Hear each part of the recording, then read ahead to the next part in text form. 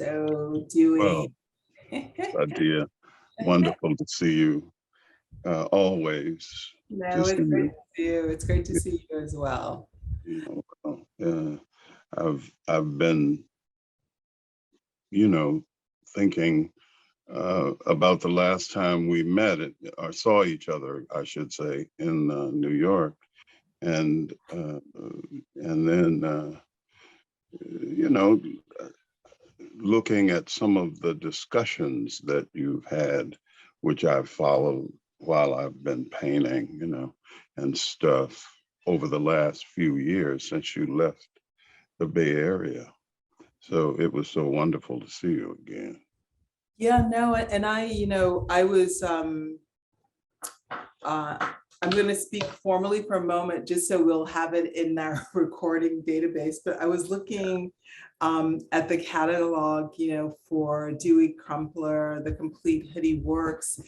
And, it sent me in two directions. I mean, one, it very much put me in mind of those sprawling conversations with you and Oliver Jackson and Oliver Jackson's studio as I was writing scenes of subjection, and how and how important those conversations were. And it just seems that there's so many issues that emerge just, from the interview that's in that catalog. And so what I thought I would do is throw out three topics. We don't even have to stick to them, but I thought that there's so much resonance between, our work around these objects, topics. And one is about Black being, negation, void. The other is, your very deep discussion of, the way you were thinking about time in these pieces and in terms of moving out of time is just so, is just so resonant, and so much of these paintings anticipate these kind of contemporary discussions of like Black quantum physics. So that's a second thing. A third thing, which I really love, is really thinking about the imposition of a certain space-time frame and the way Black cultural practices negotiate, escape, and break that frame. A fourth issue, we're not going to get to all of this. A fourth issue is these issues of,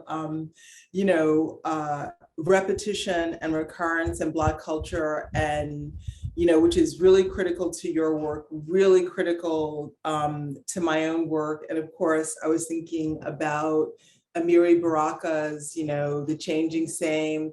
One of the essays I really love is James Sneed has this beautiful essay called Repetition as a Figure in Black Culture. So I thought that, obviously thinking about the critical dimensions of Black cultural practice and the way they are, I wouldn't say are only at odds, but actually have an antagonistic relationship to something that we may think of as, the imposed frame of Western art making. And I mean, both that aesthetic frame, as well as the museum as an extractor, producer, and curator of value.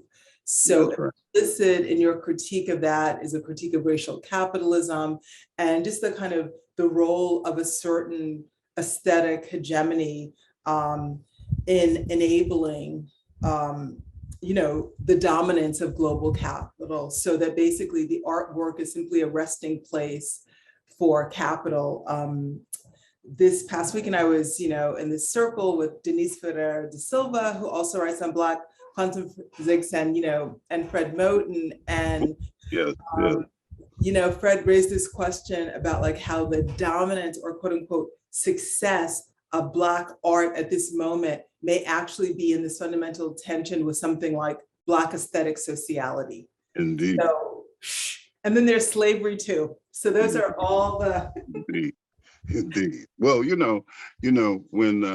when in those days, in Oliver's Cauldron, Yes. we we you know we delve into these ideas because I think all of us from very early in our lives was being shaped for this inquiry, a kind of permanent inquiry. And before we get to that, I think it's important for me to say that you did me the great honor, which of sending me a couple of passages to look at in before you got subjection done. Yeah.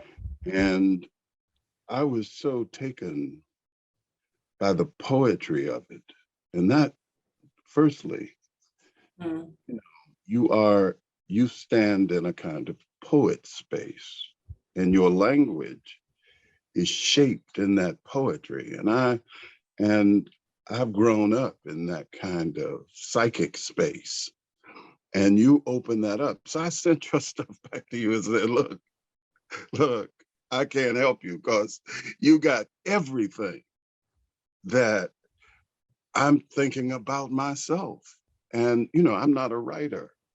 So, but I read deep enough, regularly enough throughout my life that I know this is going to be a kind of magical moment for the world. And it became so. But in Lose Your Mother,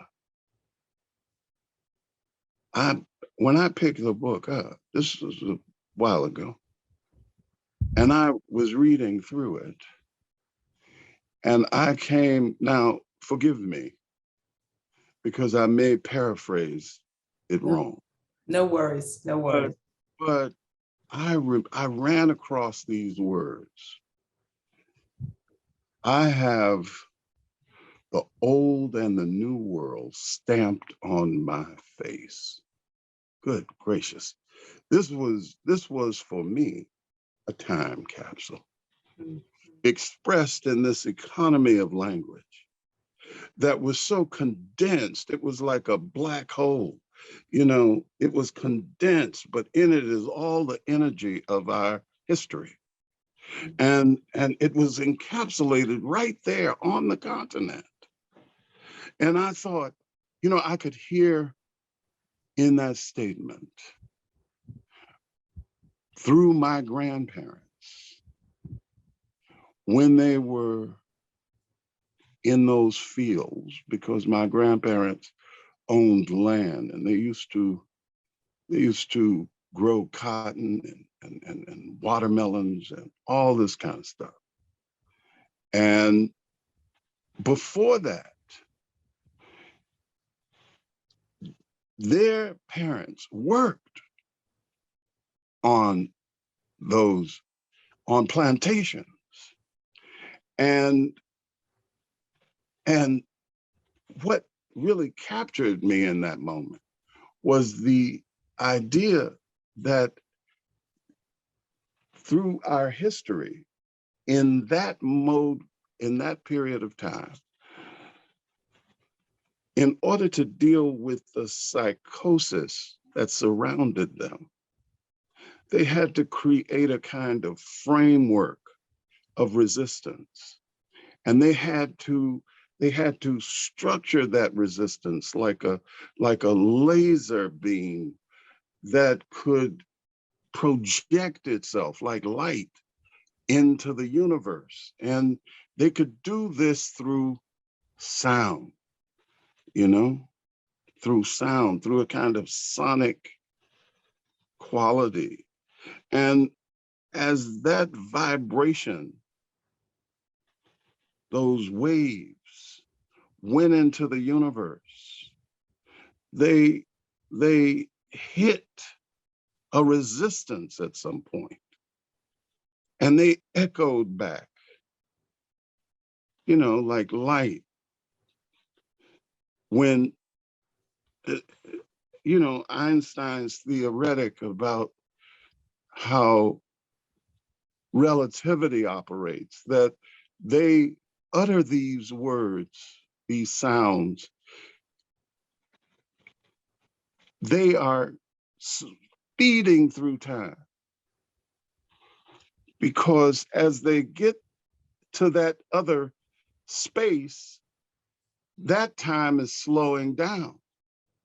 So they're really uttering at a moment that echoes back to us because of the collapse of time. And we have been cauldronized in this culture to be tuned, to be shaped,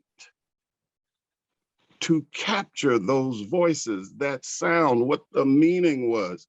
And then it fell on people like you who were tuned for this responsibility, and me, to bring their voice into alignment, to recapture their voice for the present. And that's what that piece opened up for me.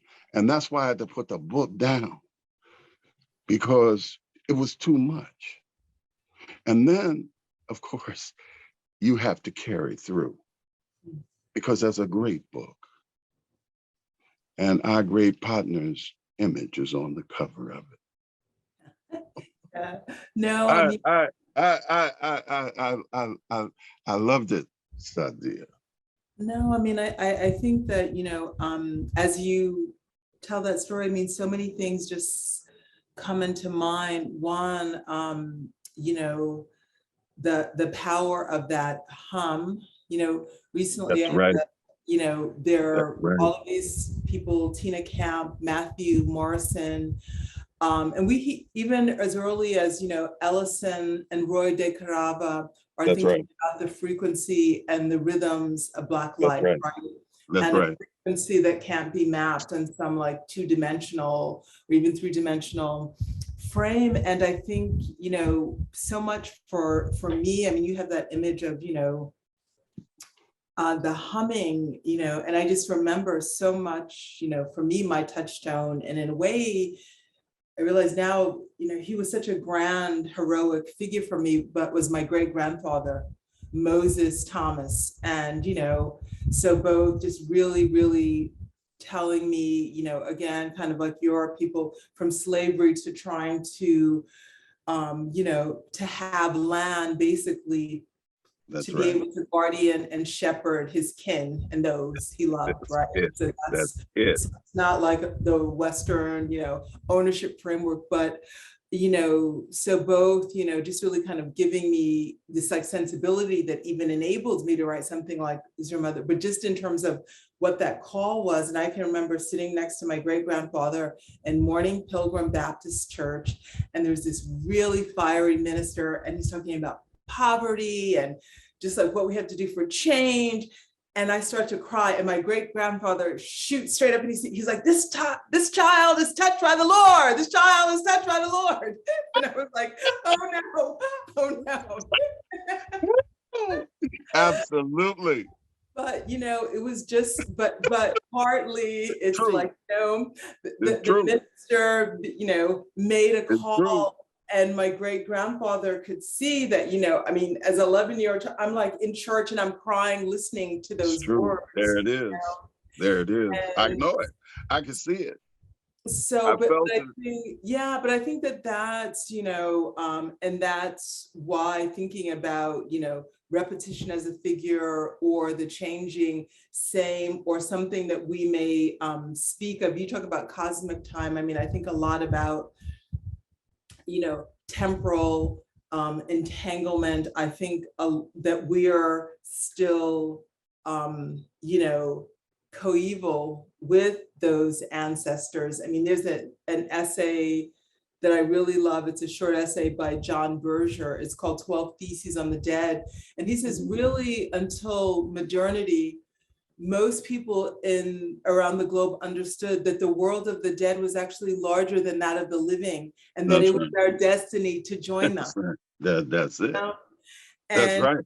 so I think that part, and I don't know if you want to just kind of think about that in regard to the kind of call that you are attempting to respond to in the work, as well as the responsibility of that call, because, you know, I mean, certainly for some, the only, you know, arbiter of values, and in this period of capitalism, it has become more and more the case, the only arbiter of values for the work of art is the market itself. Critics Right. are now not needed. Art historians aren't That's needed. right. What has That's right. value has value. And so, yeah, so what does it mean to still be hearing that hum, and to, like, you know, to allow yourself to be called by it, to enable it to resonate in the work? Uh, uh, that hum has done a great deal of work. And, you know, I remember, as I point out in the book, my transformative experience hearing it. Like, and the work that it does, the kind of vibratory work that it does, is something that I think, I don't know about you, but I suspect it might be that when you were young and you were experiencing those moments, your tuning had come to a point where that sensitivity could be identified through your elders, and they could cultivate it because they could see your reaction to it. And I remember the same kind of thing, the kind of putting on of hands that are necessary to transfer that energy onto you. And so the spatial relationship began to articulate itself in the way you, for example, may have looked at women in your family, men too, but certainly women, on how they moved in space, how they use language in a particular way. And I, as a different kind of visual person, was really saturated in imagery, in how spatial relationships took place. And then when I would hear my grandparents or even my mother speak about time and our family's relationship to it, I could image it. I could image it, and I could image it vividly, and that missioned me to develop ways of expressing it. And part of it was body language, just getting my body to articulate properly so that it would be aligned for negotiating space. And I may be off of your question, but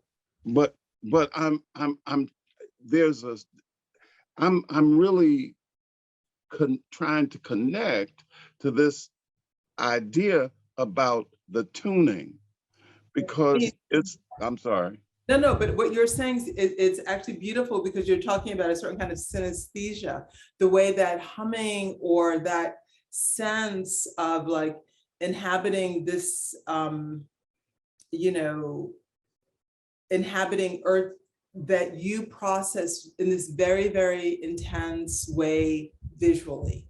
That's right. That's, you know, that's how you did it. I think that, you know, for me, I mean, it's so, I guess what those sensibilities are in a way, they're defined when we're really young. Like, you know, my father's from the Caribbean, so I was raised in the Catholic Church. And when I was a child, I mean, the masses were in Latin. They were like, you know, old Italian ladies with their lace and the dark cathedral. I found it very scary. When I went to my mother's, you know, my grandmother's first in Montgomery, Alabama, I was like, I want to become a Baptist, Mom. It was just like, whoa, just the force of what was, you know, happening there. That's right. That's and, right. And I felt that, you know, I think that for, you know, just the calling one is, you know, one is called and then one chooses to respond. I was going to say almost the calling one is given because I heard, I feel like, you know, those things that my great grandfather told me, or that a certain kind of responsibility that attended having a certain knowledge. Actually, the first time I heard someone like Bob Marley, and I remember thinking again, you know, when I was like, oh, I want to be a whaler, like that, what I understood that, you know, that to be this, you know, in another context, it would be a storyteller or, you know, a member of the chorus or like an official, you know, kind of mourner. And I think we're called in all these ways, you know. I have a younger cousin who now has an organic farm at exactly the site where my grandfather had his country store. And that area is like, it's totally the hood now. She's opened this organic farm. Everyone told her not to do it. She and her sister did it anyway, right? They have this, they're opening a farm store and it's great. And they're feeding like the community. And that is like too, like, that's like Moses Thomas and his hand, you know, the hand that's, you know, on us. But I don't know if you want to address, you know, I mean, there's this synesthetic response, but just in terms of your, I don't know if you want to say more just about what your visual vocabulary is. I mean, one of the things that we used to talk about at Oliver's a lot then was just really thinking about the place of, you know, the variety of our aesthetic resources and inheritances. And so what does it mean to be someone who's both Black in this way that's kind of like Black in the wake of slavery, Black in the wake of that rupture, Black in the wake of Middle Passage, but yet also having reference to a set of dispositions that we can say are definitely African, right? And how that informs what you do on canvas. Yes, well, that sensibility, which I think we all possess some aspect of, even though if we were to return, as you articulate, we wind up stamped by that history, and therefore we are, on the one hand, believe we're back there, but our shaping has made it distant, but the energy display is recognizable immediately. And it's that energy display that I'm interested in, because you can, like, you don't have to be present for Blackness to be present.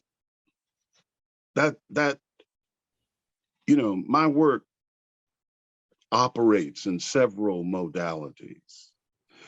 And one of the modalities is presence and absence, because in that aspect of our tradition, it is not a kind of binary that the West has trained us to adhere to. You know, if you're trying to get a rocket ship to the moon, you want to use a kind of linear processing that will put it on track.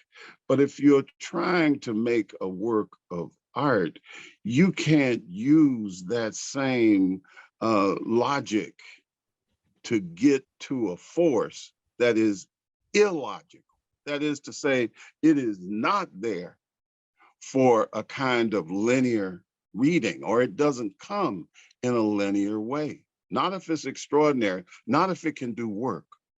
Right. Because if it's going to do work on your mind, it has to do something to the mind that opens up your heart in a way that helps to facilitate the difficulty of transformation. Because transformation is it's an exhaustive process. And to get back to this idea of presence and absence, Blackness appears in many modes in our own culture. And so it doesn't look like a Black person is there, but the Black person's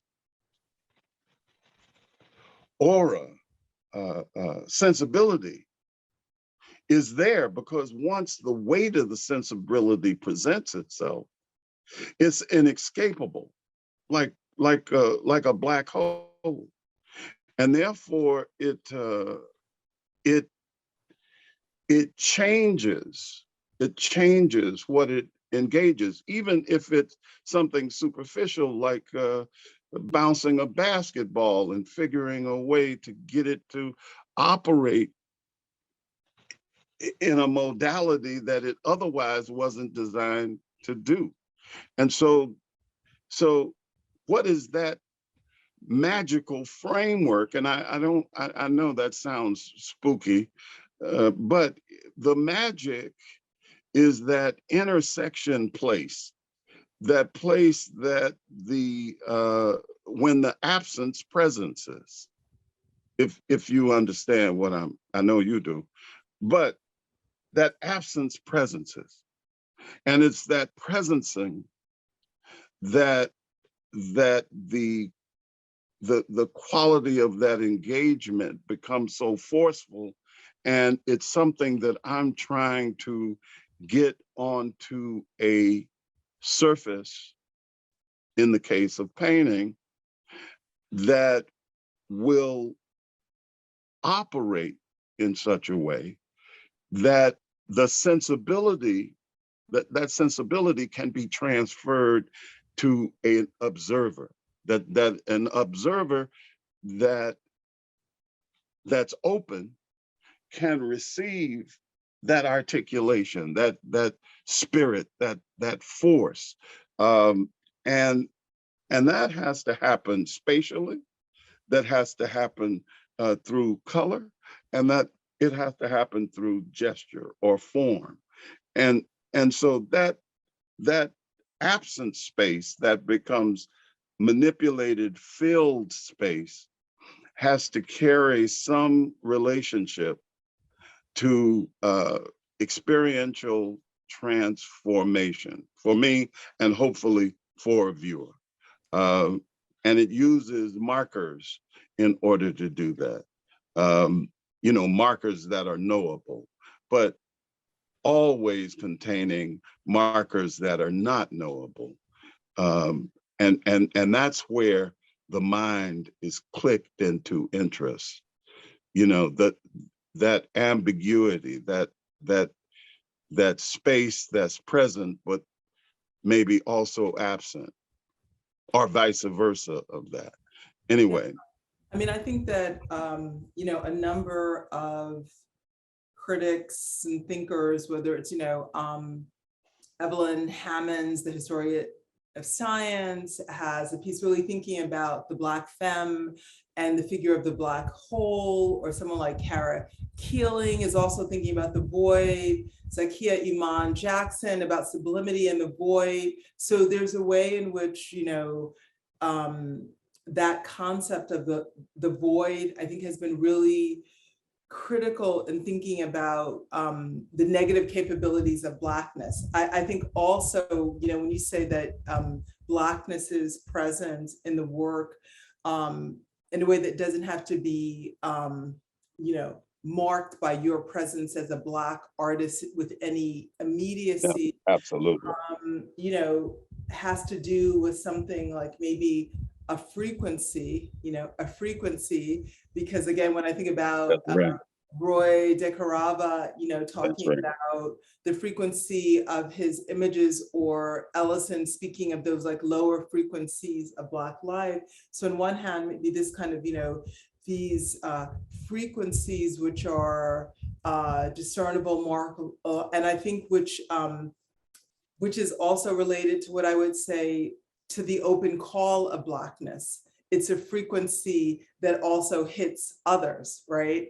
And so, yeah, and I think that I think that that's certainly in your work, and I would say that the radical potentiality of Blackness is both that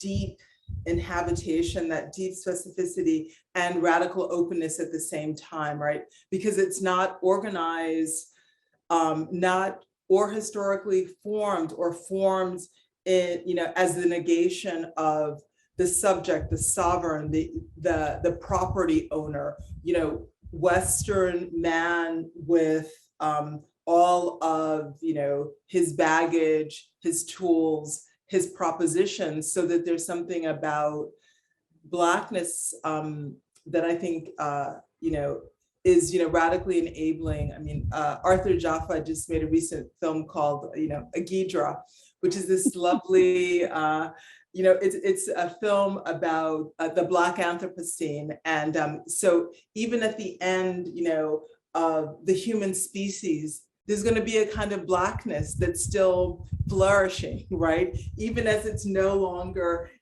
embodied by these, like, us with our fleshy suits on, but that's about, again, that energetic force field, that's about its, transformational capacity. I mean, someone like, Sylvia Wynter, thinks of this in terms of both the captive, the Piazza framework that is from its emergence in the world in this, antithetical and antagonistic relationship to man and his world. And I feel that Black cultural makers are, I would say, at least the best of them, the ones that are just simply not, ascribing to the kind of the value forms of, the hegemonic scheme, are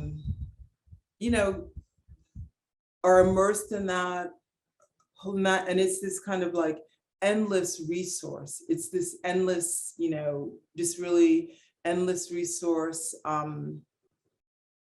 and a resource for transformation. But I don't know if I lost your thread. I guess I was thinking about, I wanted to ask you something about the void and the hoodie figures, because in one sense I was, thinking about, there's also a recent, another Black physicist, Chandra Prescott Weinstein.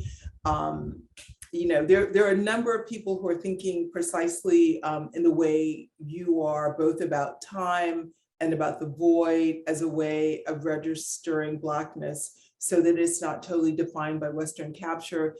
But do you want to talk about, the difference between thinking about that in relationship to something like the Tulip series, or like the hoodie paintings? And so what does that mean? And I guess when I got to first know you, I mean, that was the body of work that Tulip. Yeah, we're or working Tulip? on, yeah. So I don't know if you want to say, yeah. Yeah. Well, the first of all, the Tulip series really brought me to the hoodies, and and because I was never painting about tulips, just like I'm not really painting about hoodies. I'm I'm always operating within that uh, within that black space that is often referred to as a void. And in a Western context, the void is empty.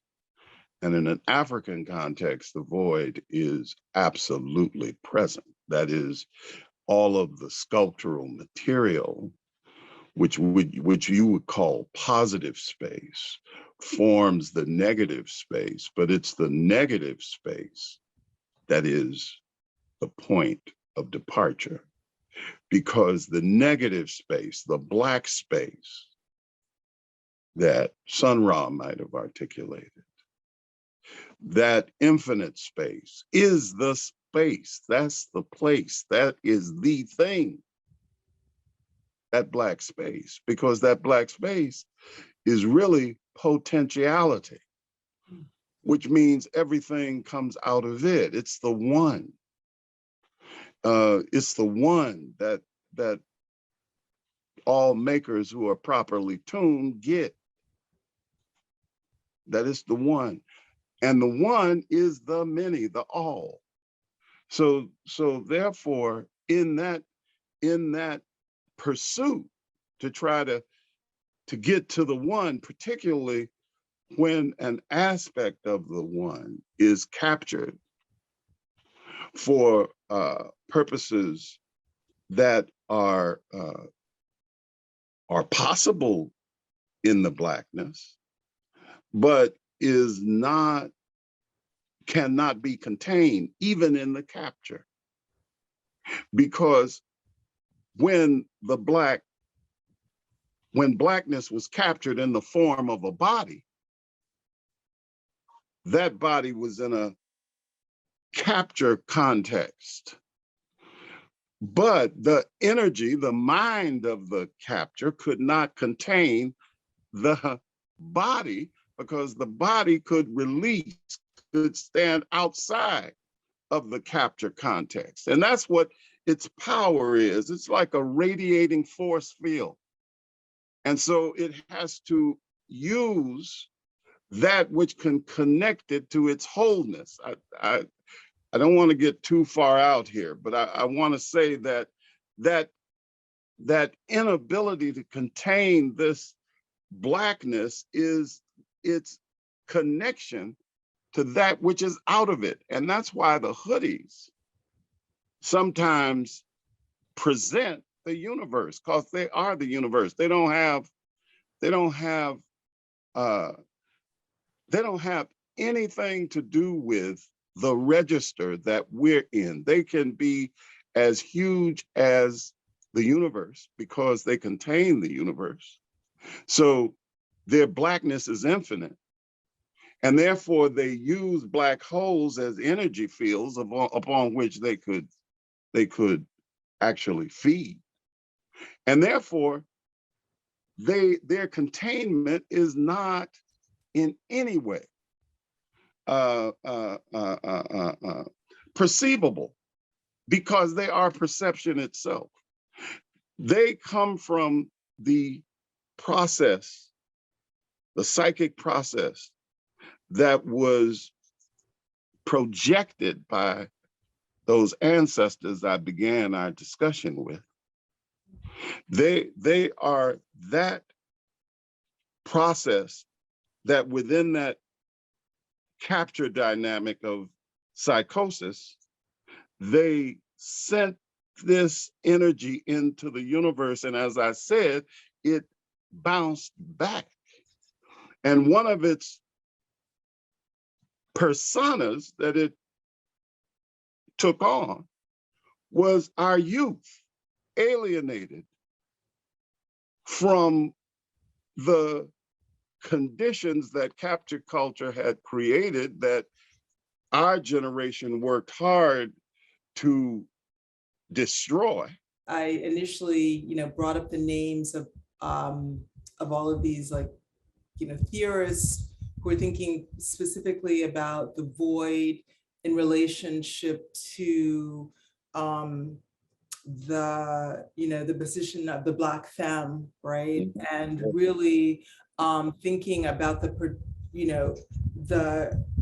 particular place of the Black female, again, in a way that's not, it is incommensurate with the dominant gendered discourse. That's but right. For someone like a historian like Jennifer Morgan will say, the critique of racial capitalism emerges at the site of the Black female captive as Yeah. she experiences most intensely extraction of her capacities in reproduction of property. So she marks that as like the emergence of like the Black radical tradition, that understanding.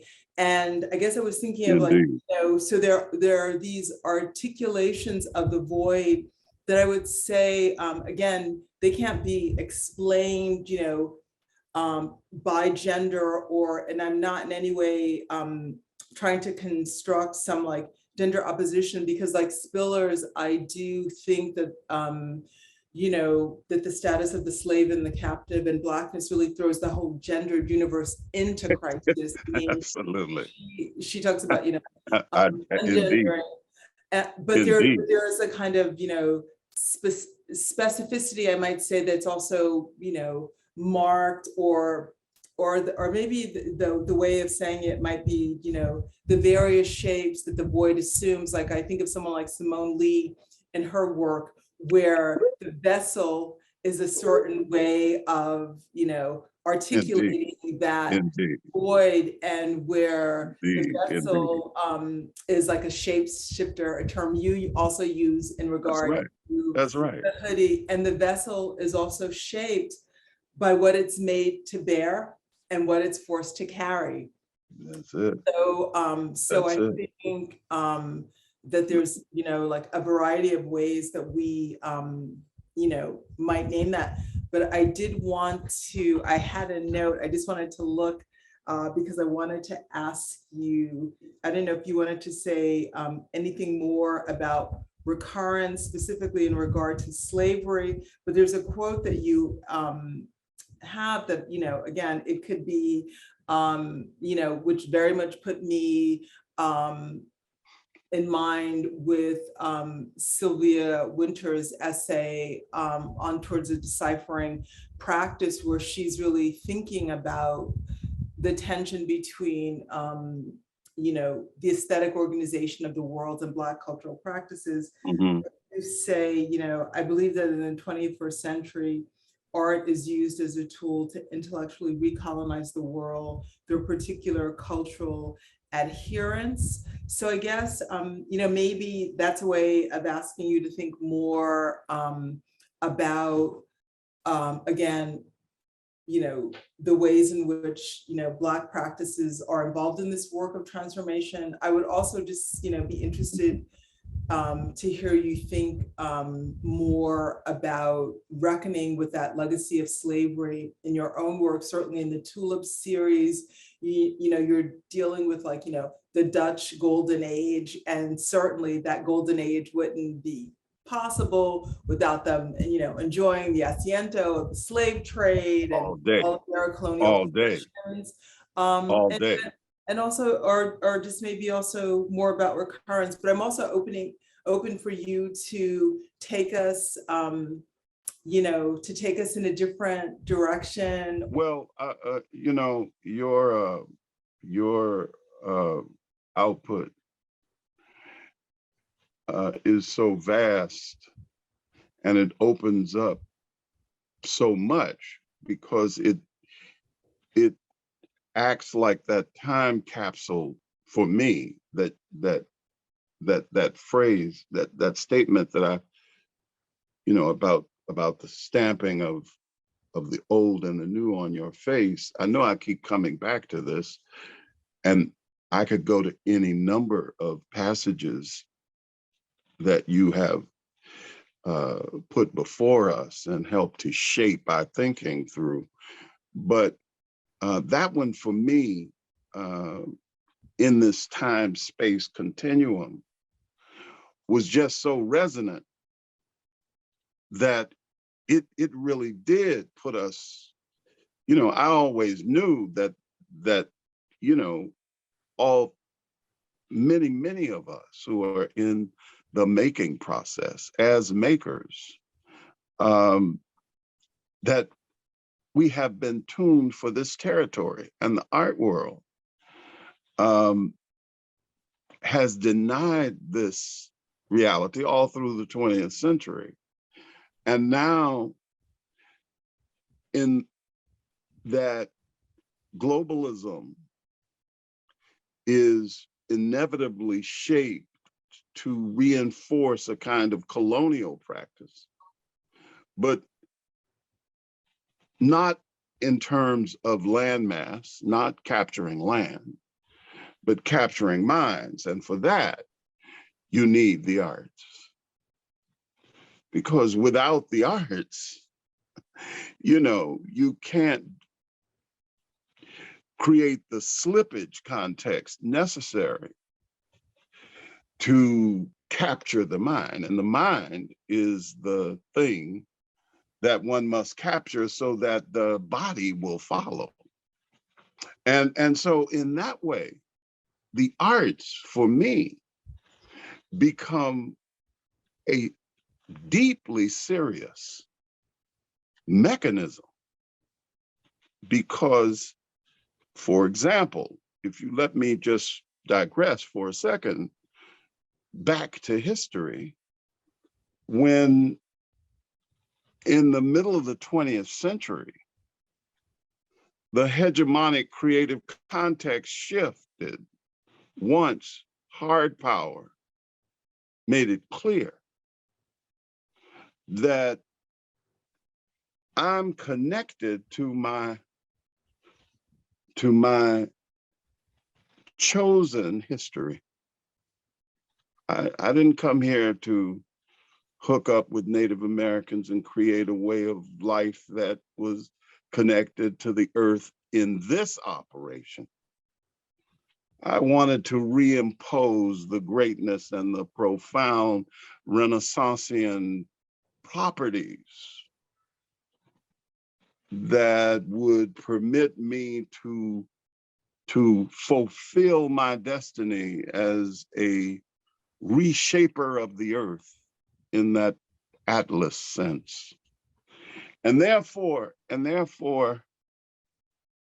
I'm going to use the greatest weapon of hard power in the history of the universe.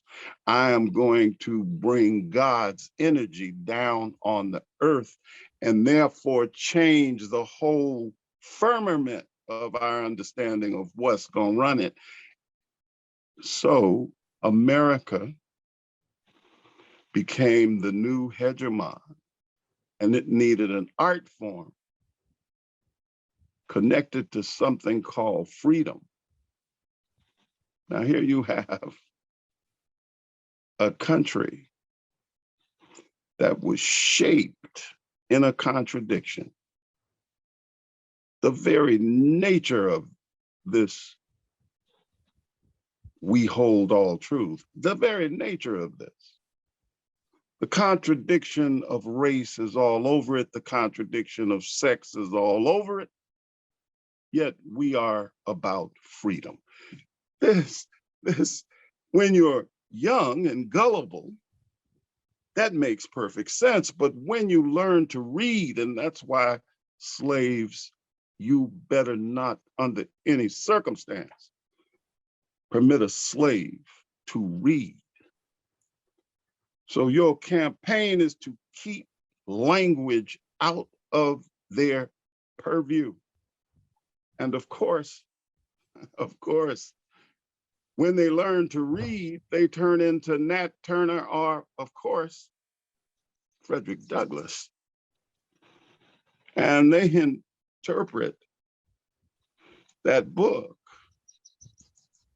in a way that permits him to get access to Newton's theory of gravity. Yeah. But power concedes nothing but to a demand is his translation of this. And of course, those, I'm sorry, you were going to say something. No. I want to say I want to say something because because there's one way, like you're right in terms of like the power of literacy, and there's a way that someone Henry Louis Gates will say, yes, the power of literacy and all of these literate these literate former slaves are the way that Black people wrote themselves into humanity. And one thing that I think that's that I just want to underscore is that there's an imagination of freedom and transformation that's not dependent on the acquisition of literacy, or in terms of like Douglass, he needs the Columbian orator, and Douglass is a political thinker and a statesman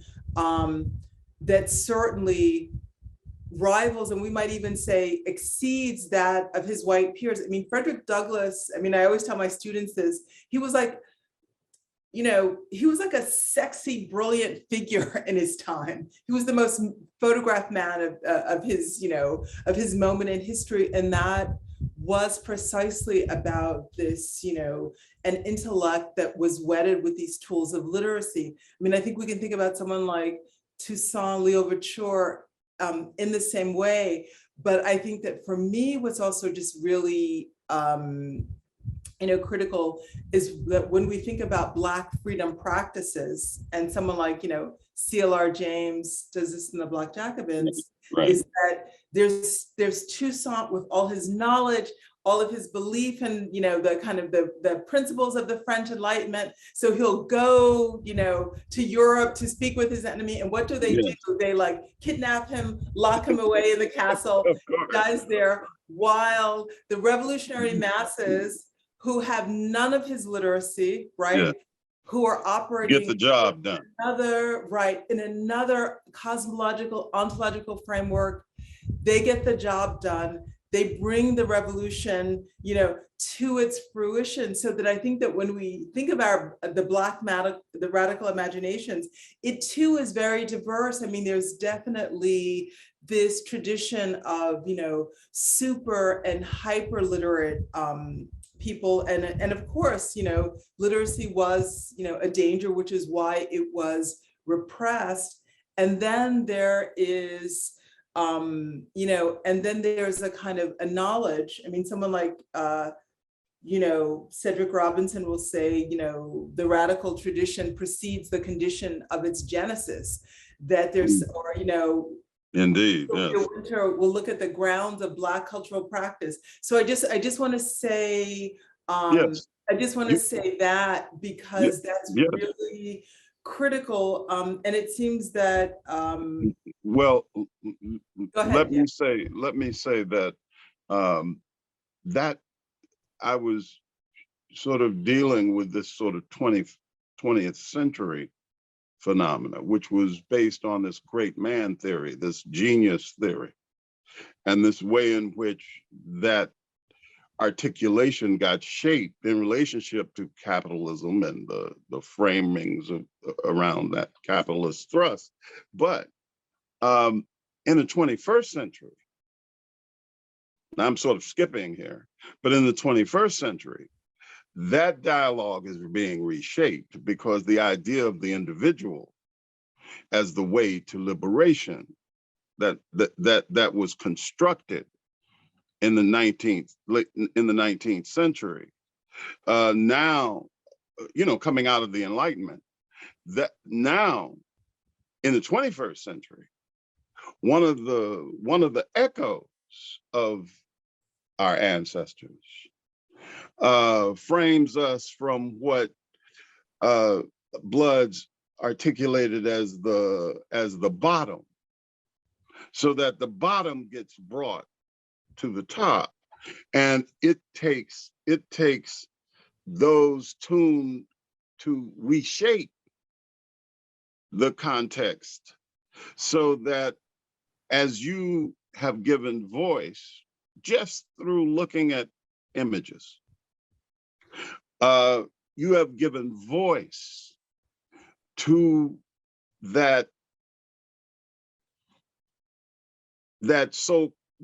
what is often referred to as subalterns or the bottom.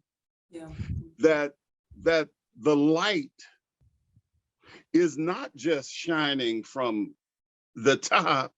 The light is really illuminating from what was given to us as the non-significant, and voices like yours and those people who have been brought into even the academy have begun to restructure this and give voice to that humming that has come back to us, to shape our understanding. It's rather like my grandfather told me once I had graduated with a master's degree.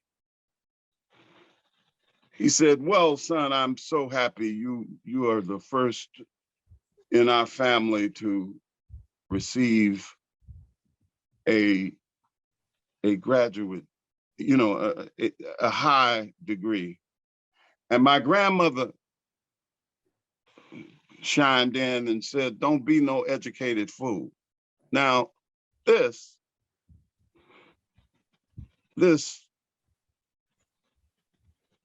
echoed because there's a way of trying to understand stuff holistically, and part of our charge, and this is why I'm not interested in the linearism of progress, of the notion of progress.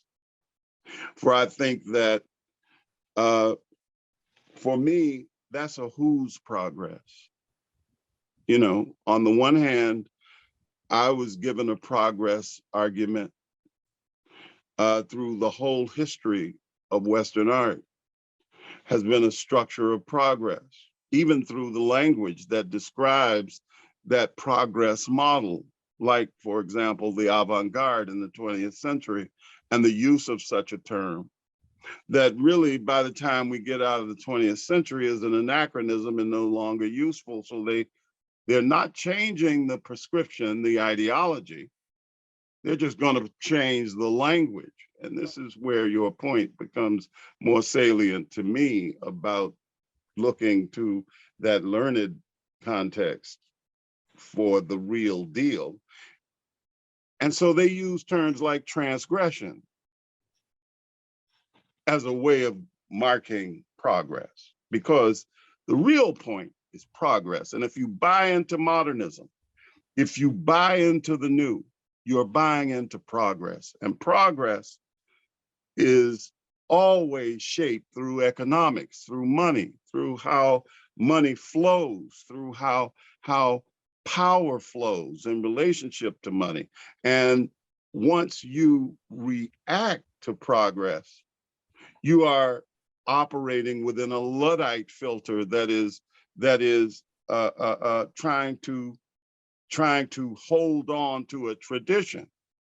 And one of the things I most fought against as a student was this idea that I shouldn't pay attention to what I brought to my educational process from my past, because I should be emptied out and then filled back up with the new.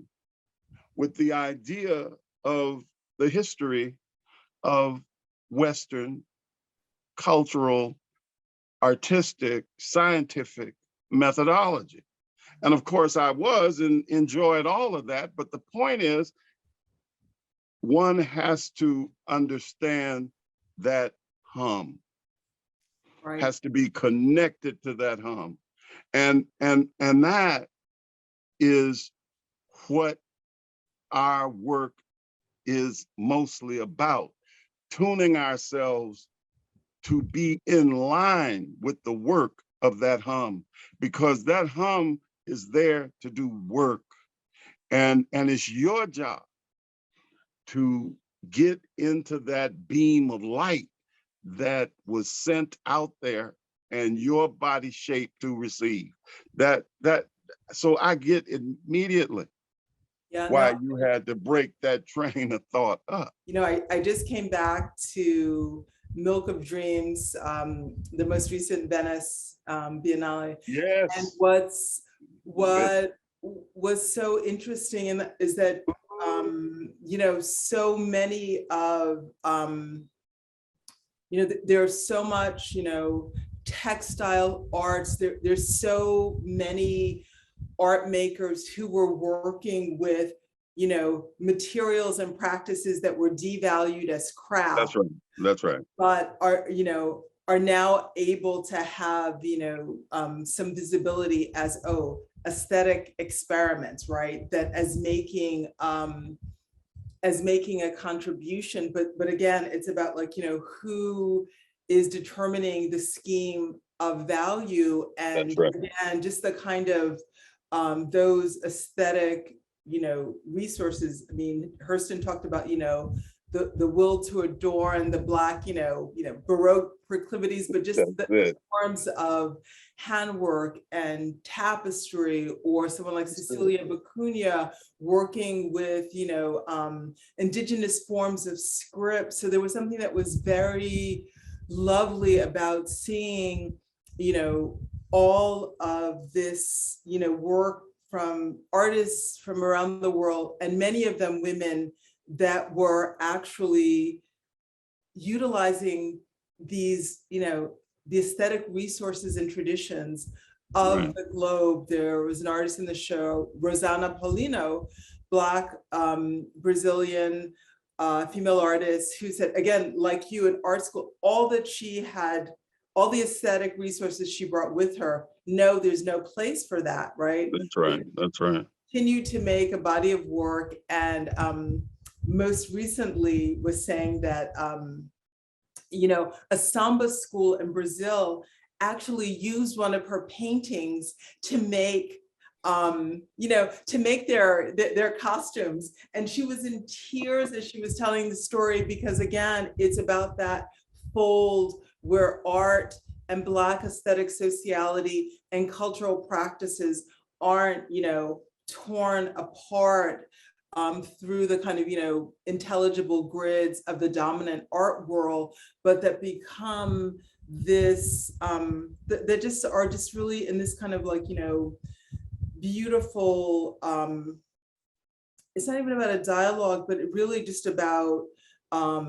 recurrence, the way these streams feed one another, you know, the kind of innovation from, you know, Black aesthetic sociality and quotidian practice inform and infuse artwork, and the way those everyday practices take up the art object. My last note is that there's a recent album performance piece by someone named Darius Carter, and it's called Black Revelry.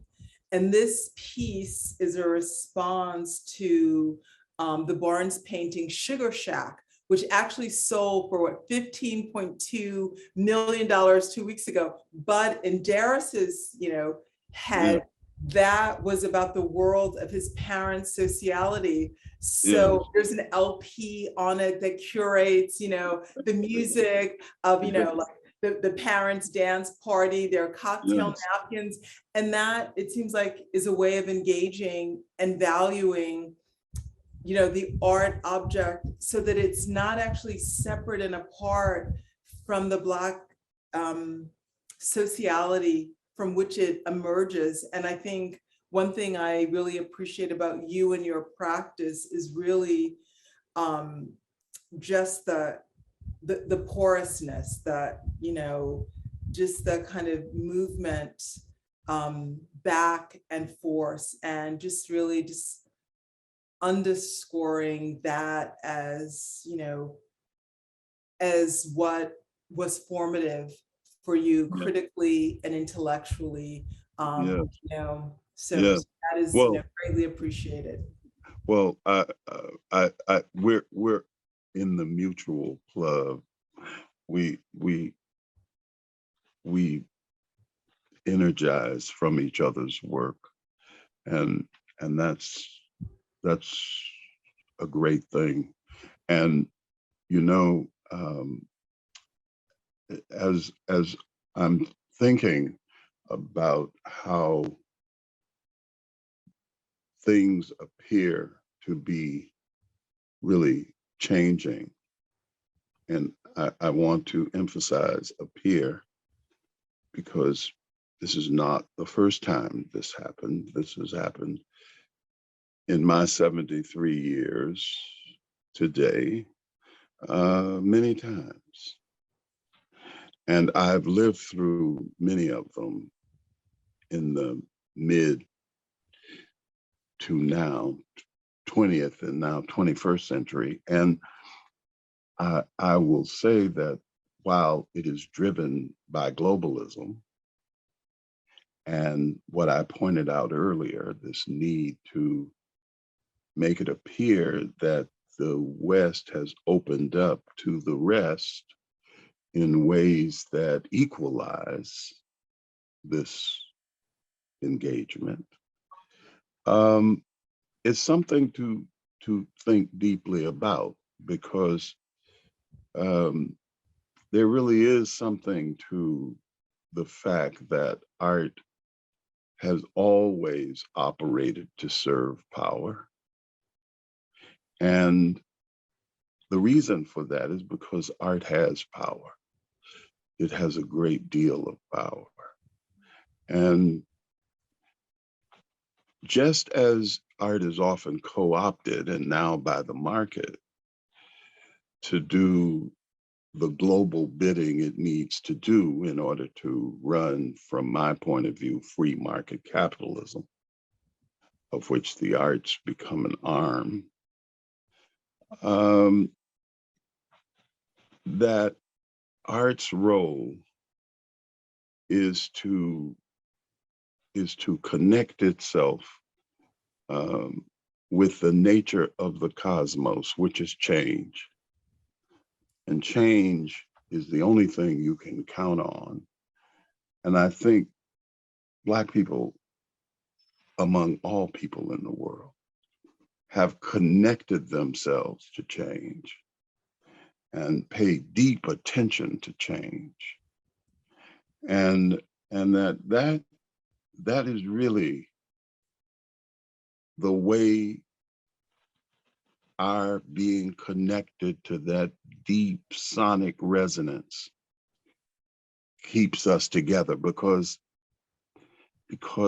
remember that sound is intelligence. It is not something outside that's entertainment. It's intelligence. It is a way of sonically connecting with another body and changing that body fundamentally. Yeah, I was going to say, I agree with you 100%. And I think that, Black struggle has shaped the language of struggle in the globe, whether it's Palestine, whether it's New Zealand, That's it. and the kind of, and the sonic text of that revolution has been powerful. Another work that I saw was this beautiful piece by Stan Douglas called 1848-2011. And it was about the music of the uprisings in the UK and Arab Spring. And There it it is. was this exchange between these two rappers in London, these brilliant young sisters, and these rappers in Cairo, and they're just like switching beats. And it was exquisite. And it was the illumination of exactly what you're talking about, a long history that has actually helped shape